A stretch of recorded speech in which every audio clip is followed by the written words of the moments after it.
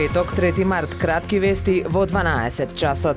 Владата донесе одлука регистрираните производители на леп дека имаат обврска да го произведуваат и ставаат во промет белиот и полубелиот леп, додека регистрираните трговци да го прибавуваат и продаваат. По замрзнувањето на цената на 33 денари во продавниците не се испорачуваше или се испорачаа мали количини бел и полубел леп. Дел од пекарите апелираат на разбирање, особено оние што печат леп во фурна на дрва. Не земаат субвенции за струја, а ставени се во ист кош со големите производители. Влошена здравствена состојба на патник е причина поради која авионот на Wizz Air, кој летал од Дортмунд за Охрид, го променил правецот на движење додека летал над Босна и Херцеговина. Според сајтот за следење на летови Flight Radar, пилотот испратил сигнал за итна ситуација, пошто екипажот побарал авионот да слета на најблискиот аеродром и се упатил кон Венеција.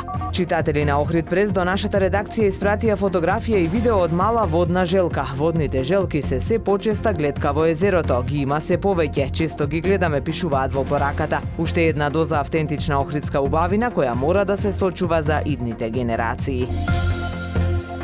Времето денес променливо облачно со кратки сончеви периоди и услови за повремен дожд. Дува слаб до умерен јужен ветер. Максималната температура во Охрид до 11 степени. Повеќе информации на ohridpress.com.mk. Уредник и водител на вестите Даниела Спасик.